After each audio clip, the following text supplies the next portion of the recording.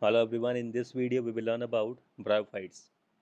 So bryophyte includes the various mosses and liverworts that are found in commonly grown in most shady areas in the hills. So basically they are included mosses and liverwort, and these are found in most of the shady and moist areas of the hills. Now, these bryophytes are also known as the amphibians of plant kingdom. Reason their plant can live in soil, but they depend on water to complete their life cycle. And just because they are living on both land as well as water, so they are known as the amphibians of the plant kingdom. But just because they are depend on water just for sexual reproduction, so water is very much important for them and they are not able to complete their life cycle. Reason sexual reproduction is not completed without water. So that is why they are known as the amphibians of plant kingdom, and they usually occur in damp, humid and shady location.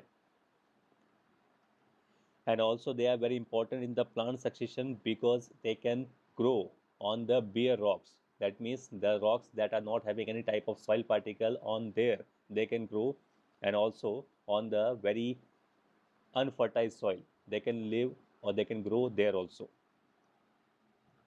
Now the bryophytes is more differentiated than that of algae.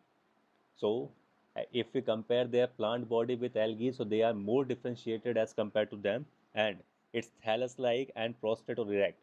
So their body is thallus like and they may be grown in horizontal position or it can grow in the vertical position also,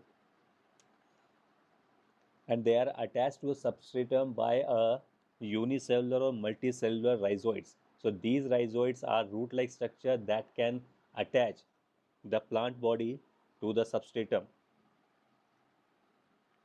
Now they lack true root, stem and leaf. That means they do not have a true root, stem and leaf, but they have a root-like, stem-like and leaf-like structures. So they do not have the true root, leaf and stem, but they have a root-like, stem-like and leaf-like structures. Now the main plant body of the bryophyte is haploid. That means the chromosomal number in the each cell is n, half number is there. That is why they are haploid, and it produces gamete, and that is why we called it gametophyte. So any plant body that is producing the gamete, we called it gametophyte, and the sex organs in the bryophyte are multicellular.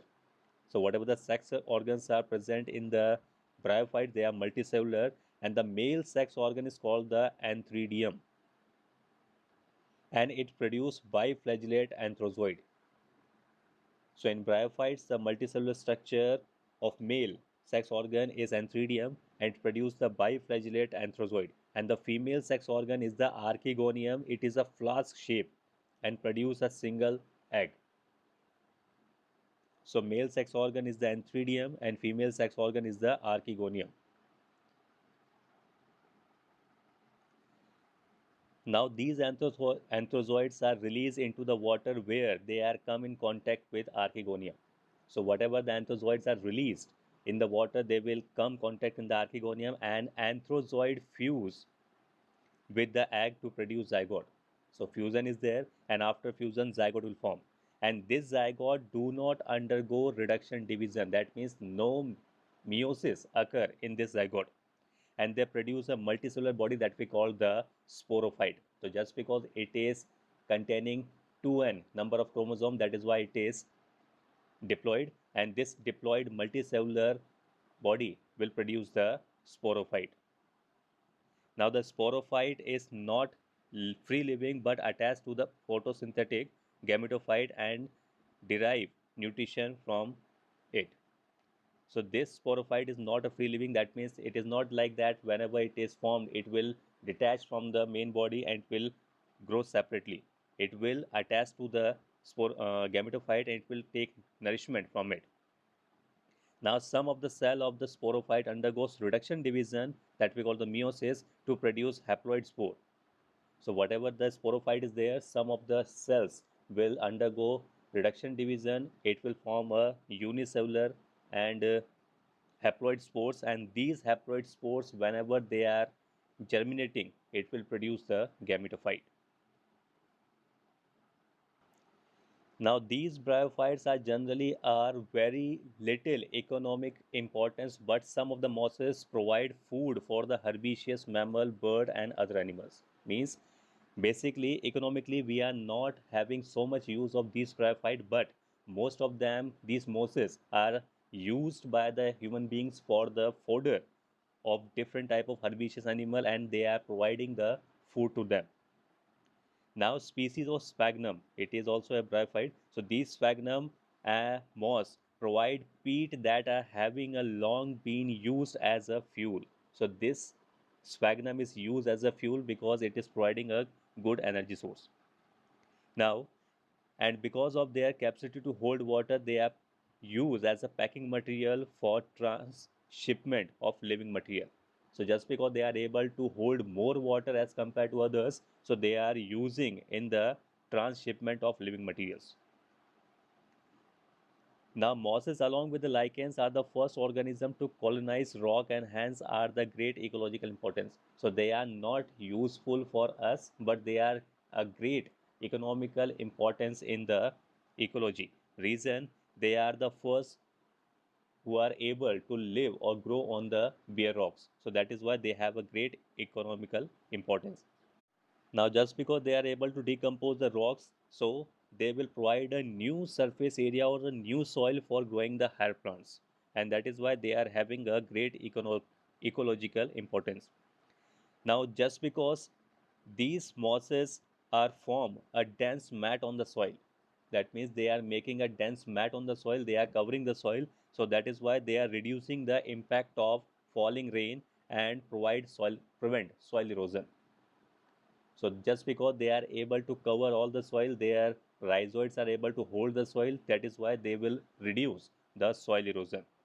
And these bryophytes are divided into liverwort and mosses. So whatever the bryophytes are there, we can divide into two parts. First is the liverwort and second is the mosses. Now let's discuss about first liverworts. So the liverworts you grown usually in the moist, shady habitats such as the bank of stream, marshy ground, damp soil, bark of trees, and deep in the wood. So these are some of the places where we can find the liverwort. And the plant body of liverwort is thalloid. That means they are not having the too much differentiated plant body. That means we can say it is a thalloid. Example, Markensia. Now the thallus is dorsiventral. Dorsiventral means we can easily see the upper portion and the lower portion. In our body, we having the dorsal portion, that we have the back portion, and the ventral portion, that is the chest portion. So similarly, these their thallus is dorsiventral, so we can easily observe the upper and the lower portion, and they are closely appressed to the substrate. That means they are closely attached to the substrate. Now, the leafy members, they have a tiny leaf-like appendages in the two rows on the leaf-like structures. Sorry, stem-like structures. So whatever the members of liverworts are there that are having the leaf-like structures, so these leaves are basically present in two rows, and they are present on the stem-like structures. Now, asexual reproduction in liverwort take place by the fragmentation of thalli. That means whenever the thalli is break down, at that time the liverwort can grow, or by the formation of specialized structure called the gamete. Now, these gamete are green multicellular asexual buds which develop in small receptacle called the gamma cup. So these gametes are developed in a gamma cup, and whenever they are detaching from the parent body, then it will germinate to forms a new individual. So first of all, these gametes are small multicellular structures which are green in color. They are developed in a gamma cup, and whenever these gametes are detached from the plant or parent body, then it will start germinating, and from germination it will produce a new individual. Now, at the time of sexual reproduction, the male and female reproductive organs are produced either on the same individual or on the different individual. That means these type of structure, male and female, they can develop in the same plant, or it can develop in the different plant body also. Now, the sporophyte is differentiated into foot, seta, and capsule. So we can divide the sporophyte into three parts: the foot part, seta, and the capsule part. Now, after meiosis, spore are produced within the capsule. So this capsule is basically for the production of spores, and these spores after germination forms a free living gametophyte. Now let's discuss about the meiosis. So the predominant stage of the life cycle of the meiosis is the gametophyte, which consists of two stages. That means only gametophyte stage is the predominant, and it is containing two type of stages. Now first stage is the protonema stage, in which is developed directly from the spores. So this stage is directly developed from the spore, and it is creeping. That means stays only uh, in the horizontal growing. It is growing horizontally, not vertically. It is green, it is branch and frequently filamentous stage. Now the second stage is the leafy stage, which develop on the secondary protonema as the lateral bud. So on the secondary protonema it will develop as a lateral bud and consist of a upright cylinder axis bearing the spirally arranged leaves. So it is vertical in position. It is containing a spirally arranged leaves. Now they are attached to the soil through the multicellular or branch rhizoids. So they are also having the rhizoids. Now the leafy stage bears the sex organs. So whatever the sex organs are present, it will always on the leafy stage. Now the vegetative reproduction in mosses is by the fragmentation and budding in the secondary protonema. So whatever the secondary protonema is there, whenever it is breaks, it will produce a new plant, and also it will produce the bud on the secondary protonema. Now in sexual reproduction, the sex organs antheridia and the archegonia are produced at the apex of the leafy shoot. So whatever the leafy shoot is there, on the top of the that shoot, it will produce the antheridium and archegonium. Now after fertilization, the zygote develop into sporophyte, consist of a foot, seta, and capsule. So whenever the zygote form after fertilization, it will not reduce, it will not having any type of reduction division. It will develop simultaneously, and after that it will produce the sporophyte, and this consisting of three parts: foot, capsule, and seta. Now the sporophyte which is found in the mosses, it is more elaborate than the liverwort. So whatever the liverworts are there, they are quite small in size, but the mosses, they are having the larger size as compared to liverwort. Now the capsule is containing the spores, and these spores formed after meiosis. Just because they are spores, so they will formed after meiosis, and the mosses having an elaborate mechanism for spores dispersal. That means they are having a more advanced technology, or they are having more advanced mechanism to disperse their spores. Now the common example of mosses are Funaria, Polytrichum and Sphagnum. Now this is a diagram of a Markensia, in which we can easily see it is attached to a substratum by a rhizoid. It also containing a green structure that we call the gamma curve, and it is having the archegoniophore and the anthridiophore on the top. So this is the structure of a Markensia. It is a dorsiventral, so we can easily see the upper portion and the lower portion. So it is easily distinguished. Now this is the mosses. And in this mosses, we can easily see the gametophyte stage.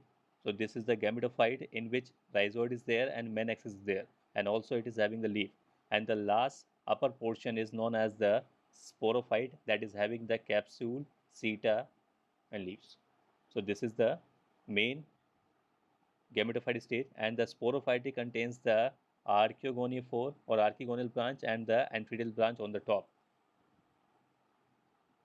So this is the structure of a sphagnum.